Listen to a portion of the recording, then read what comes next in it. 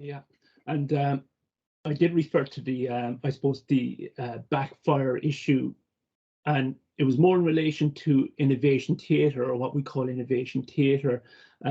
So innovation theatre really for me being, I suppose, the heroics sometimes we see within organizations where it's, uh, uh, I suppose, a big news story, lots of light, lots of color, lots of noise about the innovation efforts in the organization. And very often there's maybe a center of excellence to do with innovation that's positioned very strategically in the organization. So guests to the organization, visitors to the organization, witness that innovation theatre, if we call it that. So the question then, I think, is, I don't know, what is this backfire effect?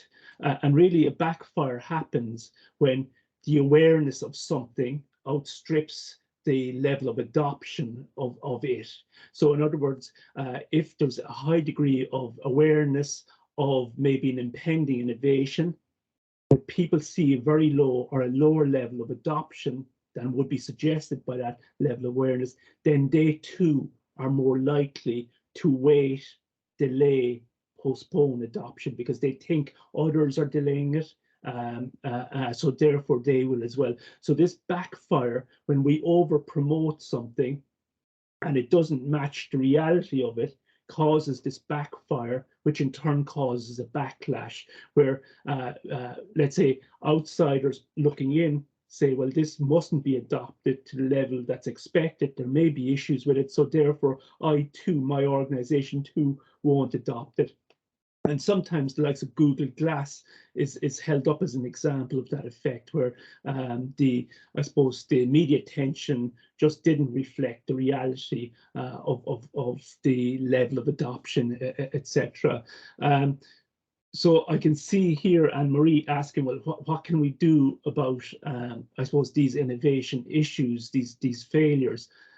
Now it's a massive question. We could probably spend the another few hours talking about it, Anne-Marie. So we've maybe a few minutes left. So what would I do about it? I think, first of all, innovation theatres is an issue, is a problem. I'd also say, outside of innovation theatre, which most of us will accept is an issue, is these centralised innovation efforts, which may not be necessarily innovation theatre, also struggle. And why do I say that? I say it for a number of reasons. I'm just trying to think of some of the main reasons, maybe in some sort of order. I know, and myself and Dr. Stephen McCarthy have done research in the area of cohesion versus conflict within teams. And I think this is also very true of innovation centres. So over a period of time, as a group of people become more familiar with one another, they develop these patterns, routines of behaviour. And in a way, they become more effective at working together. They become more effective at collaborating together.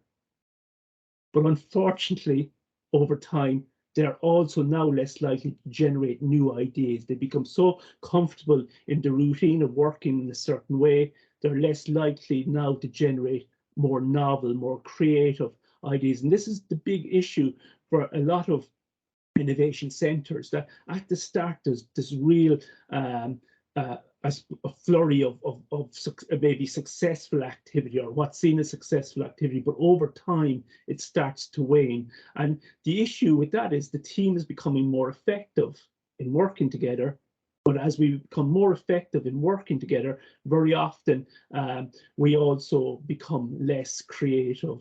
There's a lovely piece of work, and I'm trying to remember the individual. It came out of the University of Pennsylvania. It was a thesis, and I only came across it maybe in the last 6 months or so. Was it Devin Brackbill, I think is the author's name, the PhD candidate's name.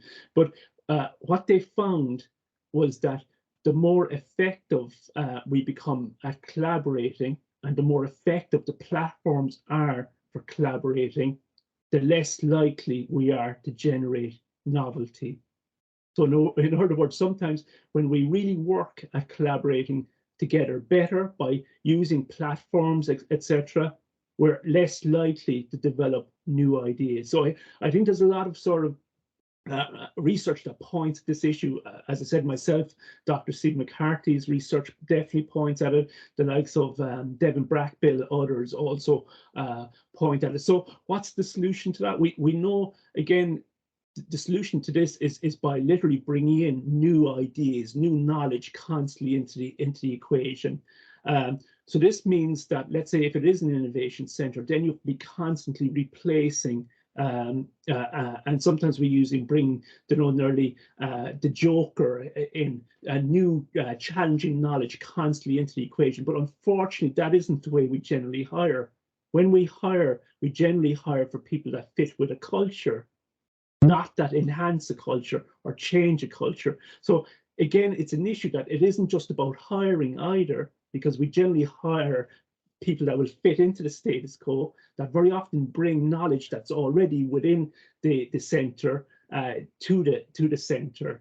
So this is a challenge. It isn't just about including more people, it's about including more diversity and making sure those voices are heard. Now, also the number of people you need to be replacing needs to be of a certain percentage, that it's will have enough sort of gravitas. Those new ideas will have enough gravitas that they will contage within that team.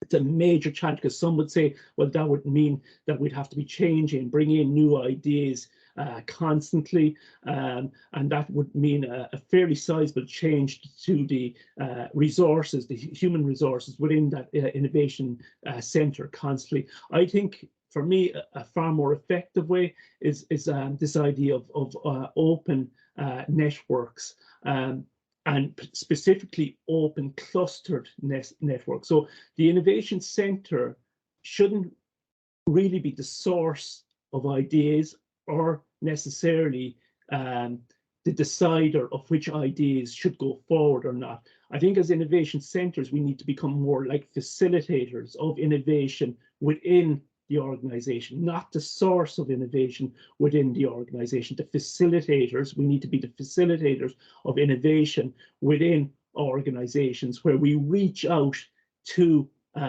those clusters within the organization. Now, I know I said this at a recent event, and someone says, aren't you therefore saying we need silos? And in a way, when it comes to innovation, silos are not negative. Silos are centers of knowledge. And in a way, if we get rid of silos, we merge those knowledge, those sources of knowledge again into a coherent whole, and we're back to square one, where essentially over time, the novelty that comes and that came initially from connecting those pieces together starts to erode. So in a way, in organizations, we should be promoting clusters, and those clusters are allowed to develop at least independently, but then as an innovation center, we bring together the pieces of that for periods of time before releasing them back out.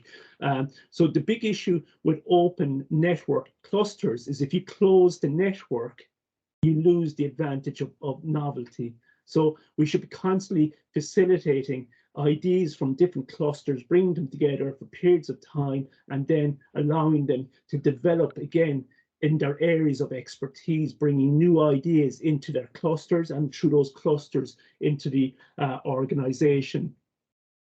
So again, I know some people will probably balk at that to an extent, but we know that's what the research shows. Open, networked clusters are very effective in generating new ideas.